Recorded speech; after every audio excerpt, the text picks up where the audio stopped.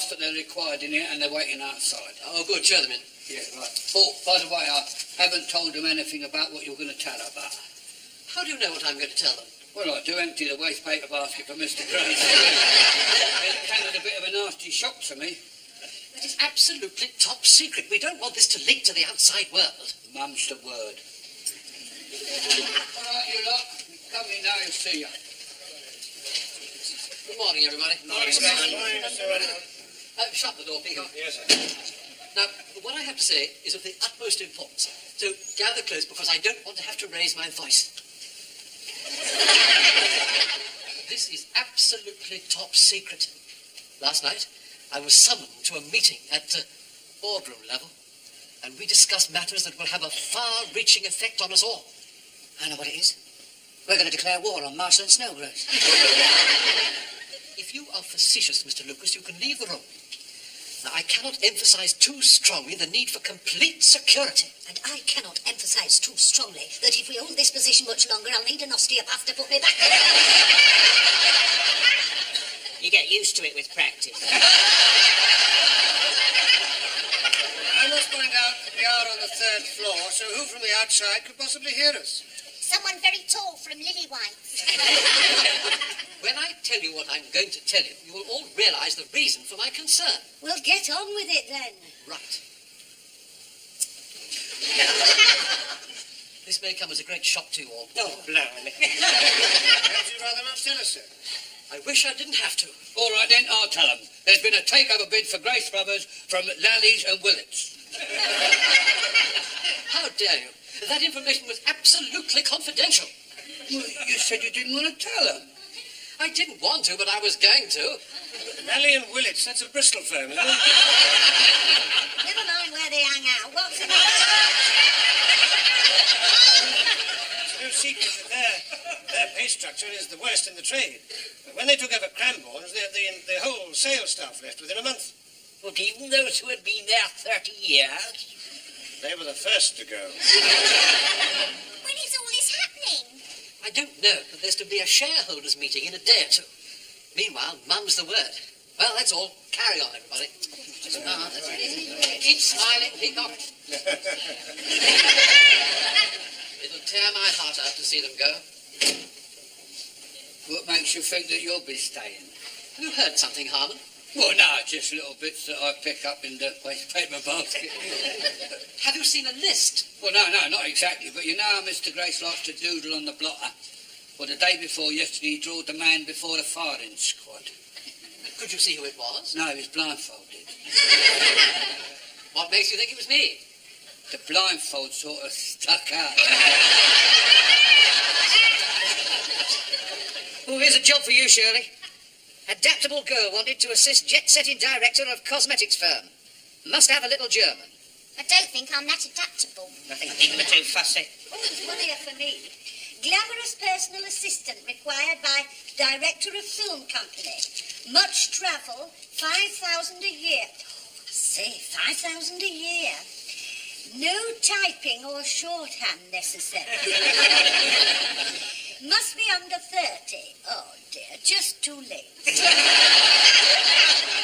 Anyone fancy being a barber's assistant with fringe benefits?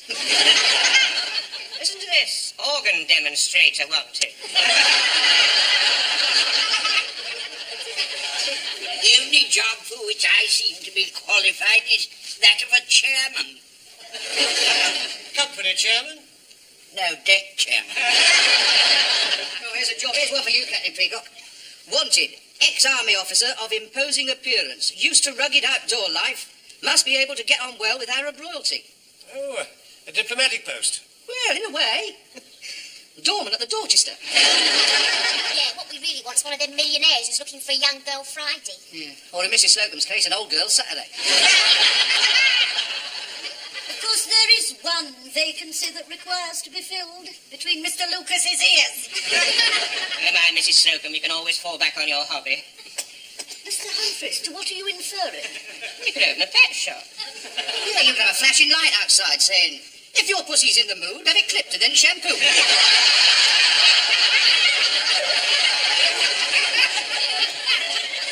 I'm afraid I shall never get another job at my age. Remember, Ernest, Churchill didn't come into his own until he was your age. No, but he had the whole country behind him. I've only got Mrs. Granger.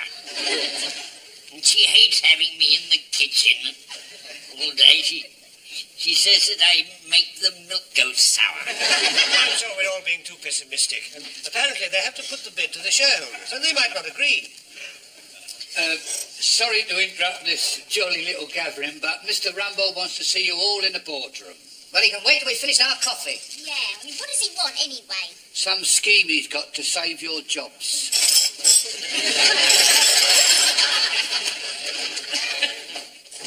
Excuse me, sir. The ladies and gents department is here for the top secret meeting.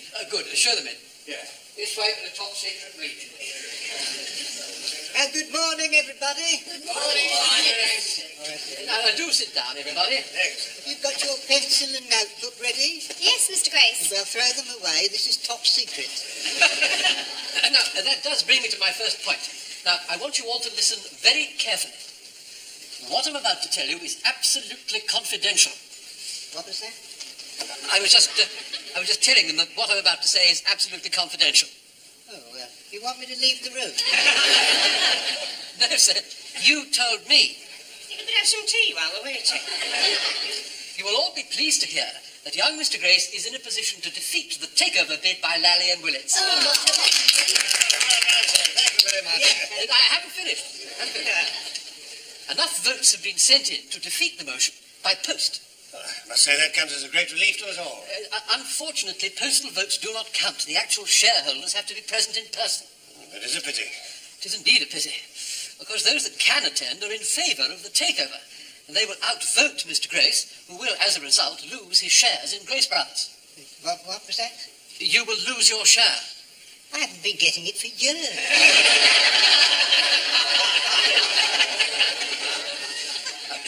The balance could be swayed by the attendance of just 4 more persons. Well, can't we get them here? They're abroad. Organ demonstrating. Here I come. Well, you will all agree that Mr. Grace has always been absolutely straightforward in all his business dealings. And he has come up with several straightforward, business-like solutions to all our problems. Mr. Grace? Huh? Oh, yes. Yes. One, burn down the store, take the insurance and start up somewhere else. Grace. Well, it worked in 1928. 2, get the mafia to rub out the opposition. I got that one from Kojak. 3, hijack Mrs. Willis, lock her in the safe, and throw away the combination. Hawaii 5-0. 4, photograph my secretary in bed with Mr. Willett. Oh, they did that in Colombo. 5, the ultimate weapon, photograph Mr. Humphreys in bed with Mr. Willett.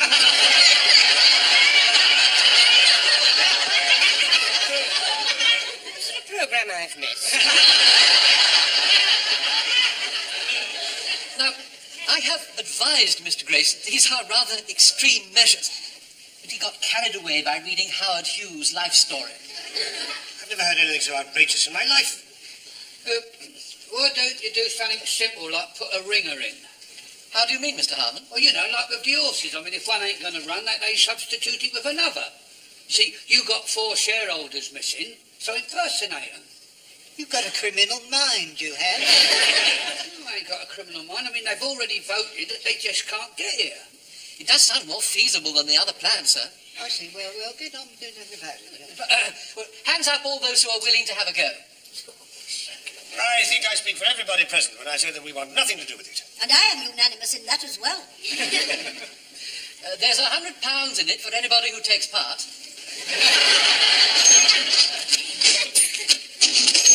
Now, before I start, I want to emphasise that what I'm about to say is absolutely top secret. After he's done it, you think he's going to self-destruct in a puff of smoke? Now, we have obtained some background material on the absent shareholders. Now, the object is to choose which shareholders we can best impersonate. For which we get 100 quid. If chosen. Have any of you ever done any impersonations before? Mr. Humphreys has, but the case was dismissed for lack of evidence. I can do Winston Churchill. He wasn't a shareholder. I was once mistaken for a film star. Male or female? Well, I was wearing my hair down, and from the back I looked just like Veronica Lake. From the front, Windermere Lake. Mr. Lucas. Which is one of the world's great beauty spots, Mrs. Slocum. Now, let's see what we have. There's Geoffrey Longman. He is 28, broad-shouldered, 6'2", blonde hair, blue eyes, wealthy yacht owner. Oh, I like the sound of that. You're not tall enough. I know, I just like the sound of it. And, Andrew McNairn from Aberdeen, 45, landowner, ex-captain Scots Guards, moustache, dark hair. Scots were hay with Wallace blade. Scots Van Bruce has often laid. Welcome to your gory bed or to victory. He has one ear missing. Not for £100. Sir Richard Ryan, 65, 5'6", landowner, Somerset. Oh, you could do that, Mr. Granger. Somerset. Oh, yeah, all right, yeah. Educated at Eton. Oh, yes, all right. We'll let you know. I think that's very good. Unfortunately, he has rather a lot of hair. We'll fix him up with something from the wig boutique. Right. Mr. Granger, you are Sir Richard. Oh, well, jolly good, sir. All right, calm down. You've got the part. Now, this chap's quite a large shareholder. Professional dancer. Oh, Mr. Humphreys does a bit of dancing, don't you, Mr. Humphreys? Oh, yes. The word versatile has been applied to me before. I must stop you. He only has one leg.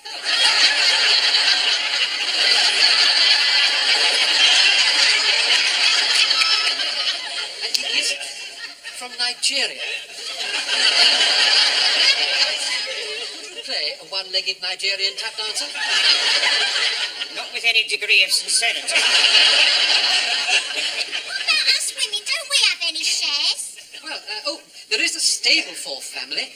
Lady Stapleforth is described as 40-ish, stoutish, not very tallish, played hockey for Rodine. Well, I've done hockey. Her daughter, Lavinia, has an equal number of shares. She is 26, jet-setting playgirl, known to her friends as Bucky. Dare one ask why? Well, to judge from the photograph, it's because she has prominent buck teeth. Well, we sell those in the joke department. I'm not wearing joke teeth. That's not the problem, Miss Brahms. The point is, are you young enough to pass off as my daughter?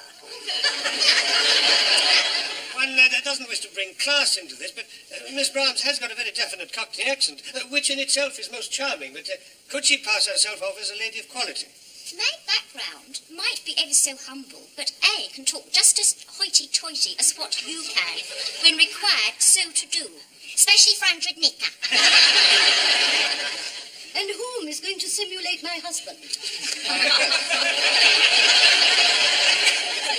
Lord Stapleforth is about 55, a self-made man from the East End of London, salvage merchant. He made a life peer for his services to the scrap metal industry in the vicinity of 10 Downing Street. Core blimey, Governor, you're a toff. I've got big ones, small ones, some as big as your head. Give them a twist, flick of the wrist, and swing them around. Thank you, Captain Peacock. I hate to bring class into this, but you wouldn't last 5 minutes in Dockland. Very few of us would. I'm afraid we still need a middle-aged Cockney to play Mrs. Slocum's husband. Rosie Lee, for Mr. Rumbold, I've spilt a drop in the saucer, so mind you don't get drops down your whistle. Perfect. What's perfect? The height, the age, the voice, exactly what Mrs. Slocum's looking for. What, him? Oh, no, I'd never marry him. I'd rather have Captain Peacock, even if he isn't good at it. Well, I could improve my performance if Miss Brahms gave me some lessons. Oh, no, it's something you have to pick up with your ear. You've lost me completely. It's really quite simple. Let me explain. Now, what I'm about to tell you is absolutely top secret. And you have I'm sorry I'm taking so long. Take as long as you like, my dear. Keep your chin up. It's not easy. Oh, shall I answer it? Yes, do. I could do with a break. Right, thanks, mate.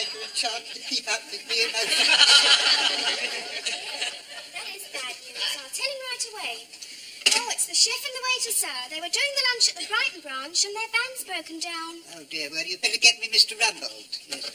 Can you cook? Well, no, sir. What can you do? Well,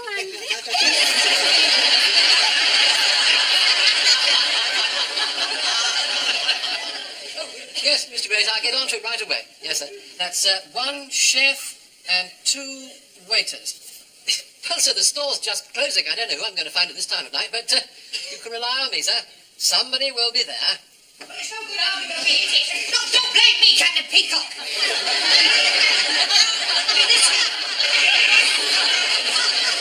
This suit's even too small for me. You'd look ridiculous in it, wouldn't you? It is quite absurd that you should be the head waiter while I have to be a commie. I mean, I have the dignity, the bearing, the personality. But you can't get into the suit. It just looks stupid. Well, I don't see why. I mean, in the best restaurants, you often see elderly men in a servile position. Left at life's starting gate, while the young ones with the ambition and the drive get to the top. And your pinny's crooked. That sounds like the chef. What's happened, Fanny Craddock? I have just seen this menu, and it's absolutely impossible for me to do in the time allotted to me. The menus have been specially printed for the occasion. Yes, well, in that case, get the people that's printed the menus to cook the meal. Listen to this: bisque de mard, or gazpacho, or smoked eel, and that's just for starters. Well, smoked eel isn't difficult. Oh, isn't it? It is when it's been in the deep freeze. Get a blow lamp to that, it'll be ready for Christmas. And that's not all. Sole Veronique, followed by duck à l'orange, followed by bœuf en croûte, followed by syllabub or zabaglione, followed by my resignation because I'm not doing none of it. Mr. Humphreys, it is too late to get another cook now, and the whole future of Grace Brothers is at stake. I'm sure you can do something. I mean, we're all in this together. You don't think I enjoy being dressed like this, do you? What, you think not, indeed, and your pinny's crooked. I keep telling you about that, Stephen. In spite of our assumed position, Mr. Lucas, I will not have you addressing me in that familiar fashion. Don't worry. I won't be familiar with you anymore, sir. In fact, when we get into the other room in there, I won't even address you at all. I shall just go... and you'll jump to it like you never jumped before. I think we must be very careful, Mr. Lucas. If we do save the firm, some of our lives are not going to be worth living. My life's not worth living now. My trousers are too tight and my potatoes are boiling over. If I can't find a tin opener, it's going to be a nail and a hammer and 2 holes in a can of vegetable soup with straws for everybody to suck it up with. Oh, we'd better see if everything's ready in the director's dining room. there you are. That's done it. It's much easier from the back. Oh, excuse me. These are the waiters, sir. Well, it was very short notice, only. Somebody will have to announce the guests. I'll do that with pleasure, sir. But you can't do that. I'm the head waiter round here. We can't have a common commie with introducing the guests with a crooked pinny. Yeah, straighten your pinny. Your trousers are too short. If I lower them to the correct length, sir, it might lead to complaints of a rather more serious nature. Don't worry, they'll ride down with wear. The guests are on their way up now, sir. Right, get ready, everybody. So I'll be over there by the door. Stephen, the sherry. One more insult from that man, or these clothes are coming off. Don't start distracting me now. I'm very busy. 3 empty sherry glasses. Yes, one's in the trifle and 2 are in me. My lords, ladies and gentlemen. My lords, ladies and gentlemen, Mr. Henry Grant Hopkins. Your name, madam? Lady Weeble Abel Smith. Pardon? Lady Weeble Abel Smith. Lady Weeble Smith.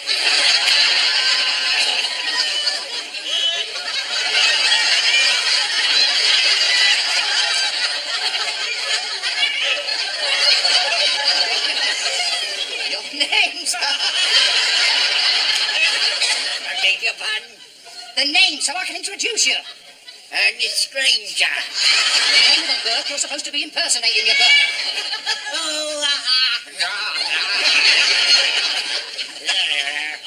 Sir Richard Ryan. Sir Richard Ryan.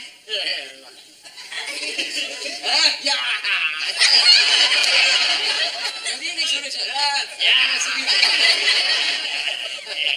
This is Lady Weeble Abel Smith. Oh, yeah. common with Henry Grant Hopkins here. You both went to...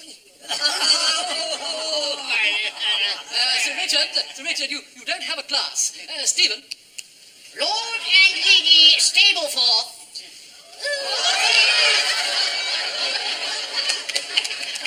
We got your message and we came from Monte Carlo before you could say naif. I don't think you know Lord Stableford, nay Hubby.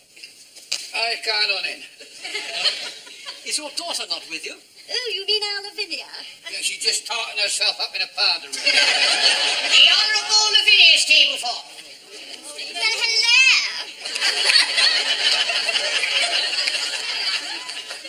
You do go to Monte Carlo as well? Oh, but of course, do you know, I'm around about £5,000. Mr. Humphreys. Don't talk to me!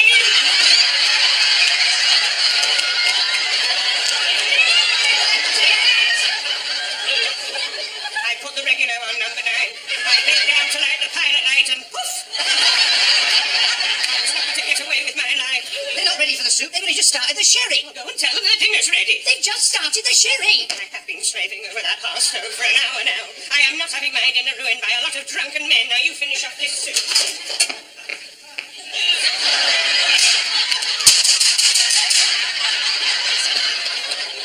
Dinner is served.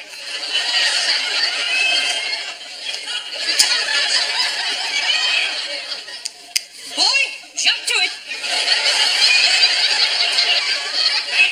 Get this soup into the plates and down their throats. My prawn souffle's ahead of itself. In 2 minutes it'll be ready.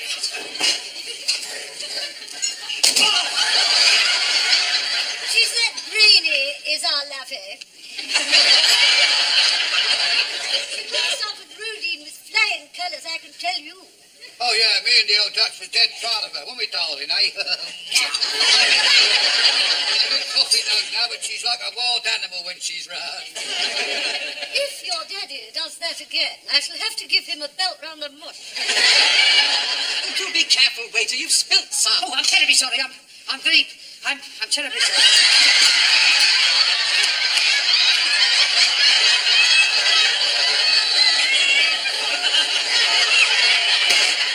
Mr. Humphreys, what on earth are you doing?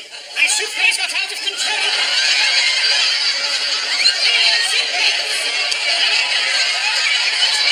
I've only just started the soup. It doesn't matter. I shall be swept out of here on a tidal wave of souffle and none of us will survive. Mind the door!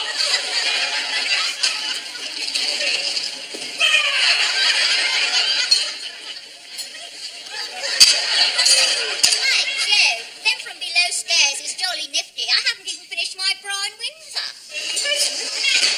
I can't hold it. I can't hold it. Oh, no. It's not spoiled, is it? Of course it's spoiled. The Yorkshires.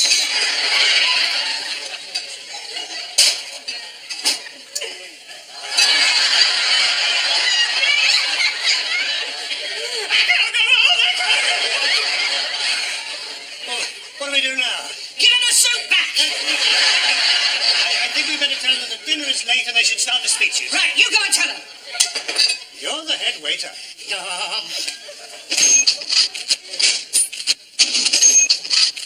Any conclusion, ladies and gentlemen, I would like to draw your attention to the difference between myself and all the other speakers.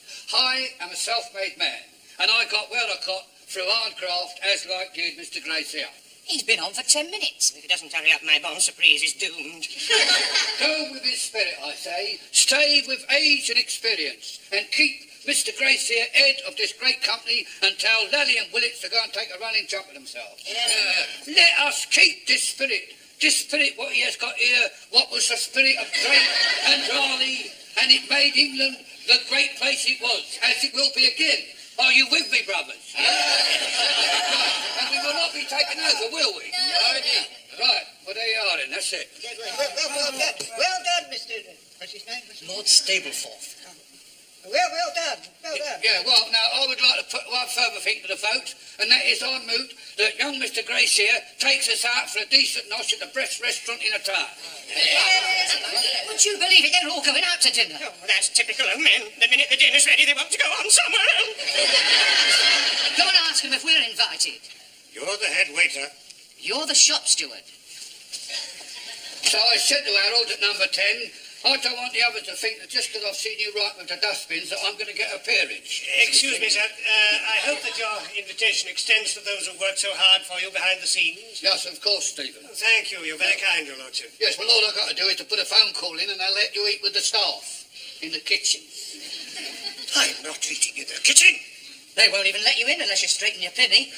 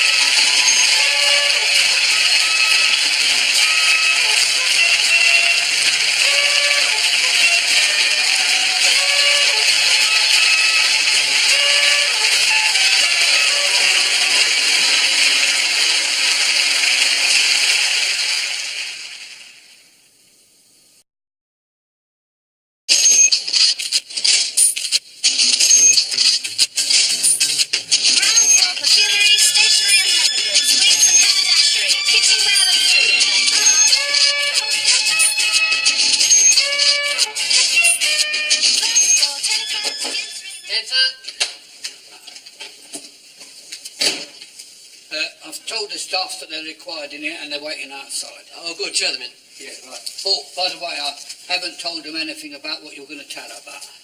How do you know what I'm going to tell them?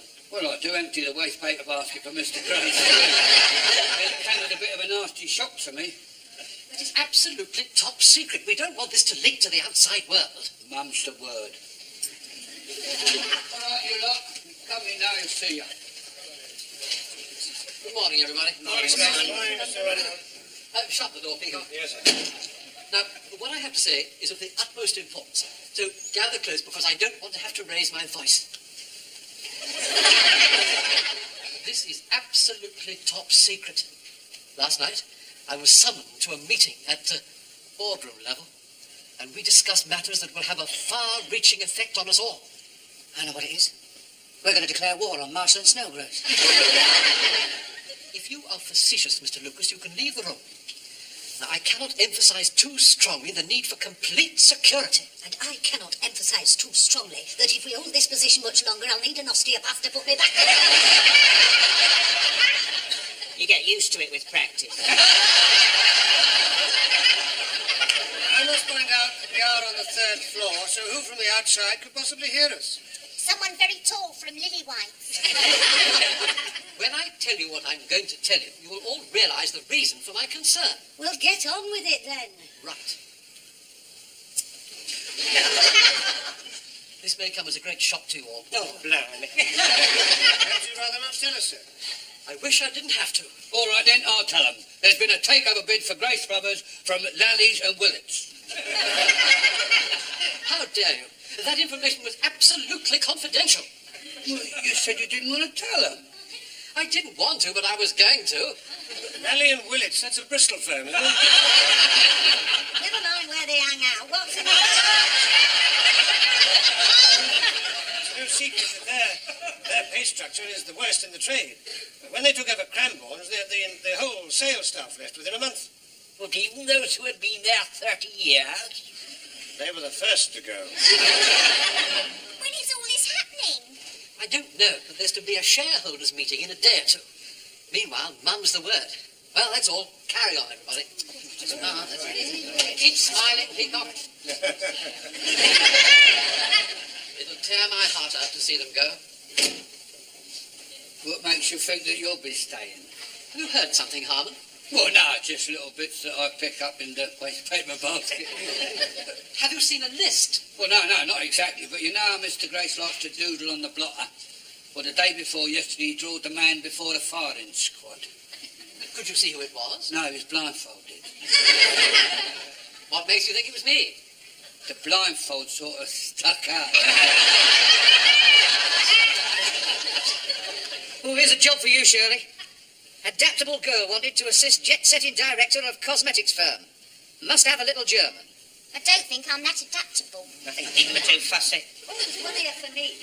Glamorous personal assistant required by director of film company. Much travel, 5,000 a year. Oh, I say, 5,000 a year. No typing or shorthand necessary. Must be under 30. Oh, dear, just too late. Anyone fancy being a barber's assistant with fringe benefits?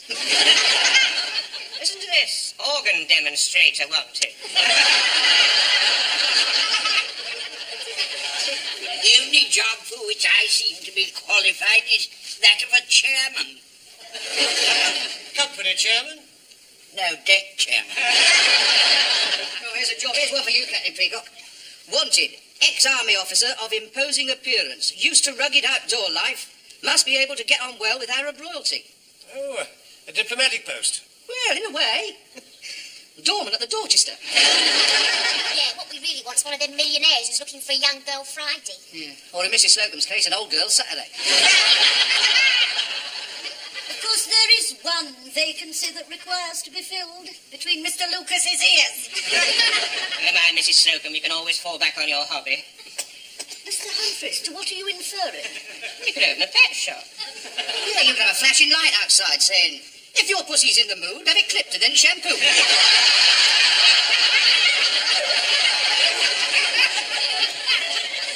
I'm afraid I shall never get another job at my age. Remember, Ernest, Churchill didn't come into his own until he was your age. No, but he had the whole country behind him. I've only got Mrs. Granger. And she hates having me in the kitchen all day. She says that I make the milk go sour. I'm sure we're all being too pessimistic. And apparently they have to put the bid to the shareholders, and they might not agree. Sorry to interrupt this jolly little gathering, but Mr. Rambo wants to see you all in the boardroom. Well, he can wait till we finish our coffee. Yeah, I mean, what does he want anyway? Some scheme he's got to save your jobs.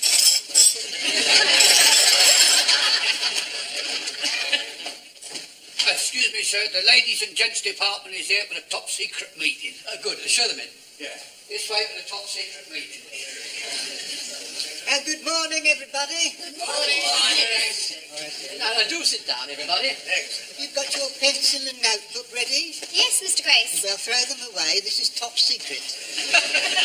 Now, that does bring me to my first point. Now, I want you all to listen very carefully.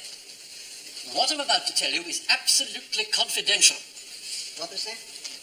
I was just telling them that what I'm about to say is absolutely confidential. Oh, you want me to leave the room? No, sir. You told me. You could have some tea while we're waiting. You will all be pleased to hear that young Mr. Grace is in a position to defeat the takeover bid by Lally and Willits. Thank you very much. And I haven't finished.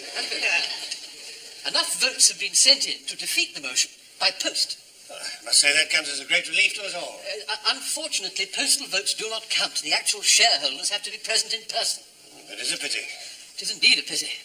Of course, those that can attend are in favour of the takeover, and they will outvote Mr. Grace, who will, as a result, lose his shares in Grace Brothers. What was that? You will lose your share. I haven't been getting it for years.